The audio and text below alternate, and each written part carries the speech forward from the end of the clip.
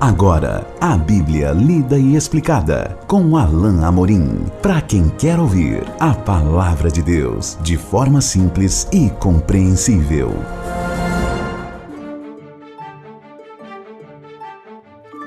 Olá, querido ouvinte, querida ouvinte, estamos de volta com mais um programa, a Bíblia lida e explicada. Eu sou o pastor Alain Amorim.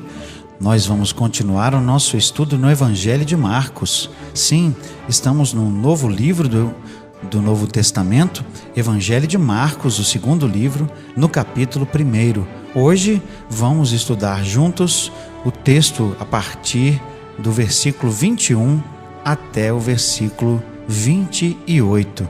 Acompanhe comigo então a leitura de Marcos 1, de 21 a 28. Depois entraram em Cafarnaum, e logo no sábado foi ele ensinar na sinagoga. Maravilhavam-se da sua doutrina, porque os ensinava como quem tem autoridade e não como os escribas. Não tardou que aparecesse na sinagoga um homem possesso de espírito imundo, o qual bradou: Que temos nós contigo, Jesus Nazareno? Vieste para perder-nos? Bem sei quem és, o Santo de Deus. Mas Jesus o repreendeu, dizendo: Cala-te e sai desse homem. Então o espírito imundo, agitando-o violentamente e bradando em alta voz, saiu dele. Todos se admiraram, a ponto de perguntarem entre si: Que vem a ser isso? Uma nova doutrina? Com autoridade ele ordena aos espíritos imundos, e eles lhe obedecem. Então correu célere a fama de Jesus em todas as direções, por toda a circunvizinhança da Galileia. Esse texto relata o primeiro milagre descrito aqui por Marcos. É interessante que Marcos, como nós já dissemos, é um evangelho que mostra Jesus em ação o tempo todo. E Marcos é considerado por muitos um evangelho de milagres, porque de maneira proporcional ele é o que mais menciona esses milagres de Jesus, e as porções de descrição dos milagres são maiores em relação aos outros evangelhos. Então, concordando com os estudiosos, Marcos é o evangelho dos milagres. No entanto, nós vemos bastante aparente também o motivo que levava Jesus a fazer esses milagres. Aqui, Jesus está ali na Galileia e ele entra em Cafarnaum.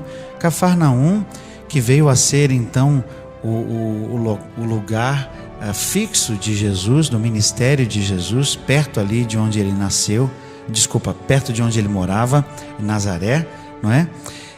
Cafarnaum foi o centro de operações de Jesus ali na Galileia. O texto diz: logo no sábado foi ele ensinar na sinagoga. Como era costume dos judeus, eles se reuniam todo o sábado na sinagoga. No templo em Jerusalém, a maioria dos judeus ia somente para as festividades maiores, para os momentos de festa.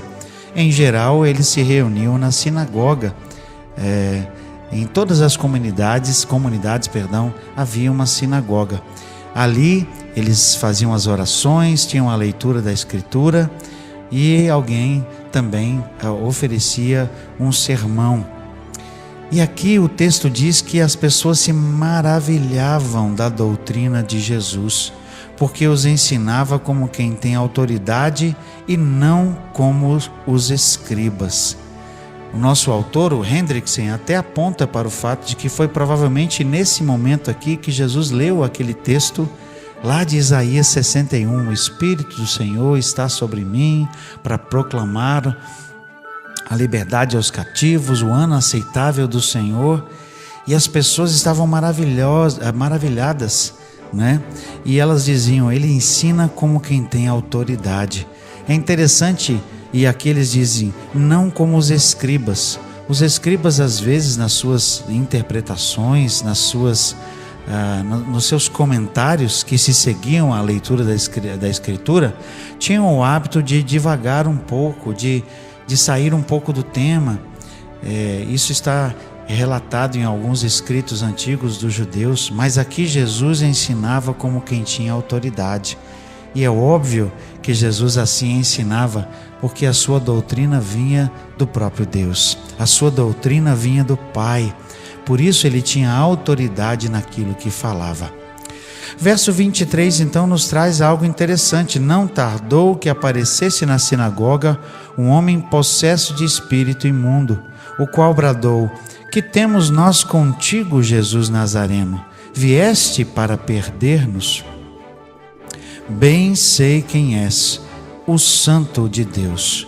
Um homem possesso de um espírito imundo aqui, na verdade, transparece o texto por causa do plural, que temos nós contigo, parece que eram mais de um espírito nesse homem.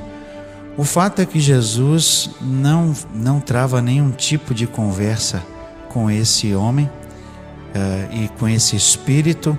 Ele simplesmente brada: que temos nós contigo, Jesus Nazareno. Ele identifica Jesus: nós sabemos bem quem és, o Santo de Deus.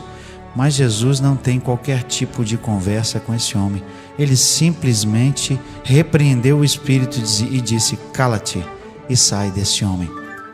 Isso nos lembra a postura de algumas pessoas, de alguns exorcistas em algumas igrejas da nossa atualidade. Infelizmente, muitas vezes eu assisto com tristeza cenas tão deprimentes de pessoas que são exorcizadas, mas elas são tão expostas. Muitas vezes a gente vê propagado em algum programa de TV esses momentos. Algumas pessoas são colocadas de joelho, algumas pessoas são colocadas de mão para trás, subjugadas, e é tão humilhante isso. Jesus não fez nada disso. Jesus não chamou nenhum tipo de atenção. Ele não entreteu nenhuma conversa com o demônio. Ele simplesmente disse: cala-te e saia. Foi o que Jesus fez. Eu creio que essa seria uma melhor postura do que chamar a atenção e, infelizmente, até dar voz e dar microfone a supostos demônios que estejam nas pessoas. Veja o que diz o texto aqui no verso 26. O espírito imundo, agitando-o violentamente, bradando em alta voz, saiu dele. Ou seja, o espírito imundo simplesmente obedeceu à voz de Jesus. Não havia o que fazer. A ordem era do próprio Senhor Jesus, o Senhor de tudo e de todos, ao qual todos os espíritos estão sujeitos. Ele simplesmente saiu.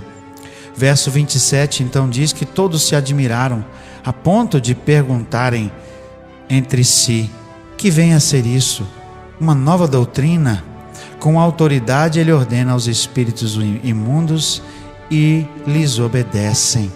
Aquele povo que ia todos os sábados naquela sinagoga não tinham visto antes nada igual. Por isso eles estavam aqui maravilhados. Talvez eles já tivessem visto alguém possuído de um espírito imundo, mas certamente não aquele episódio em que esse espírito imundo simplesmente saiu imediatamente e as pessoas ficaram estupefatas, maravilhadas, como diz o texto, ficaram como bobas, boquiabertas, não tinham nenhuma palavra, não é? Diante de algo tão maravilhoso que estava acontecendo.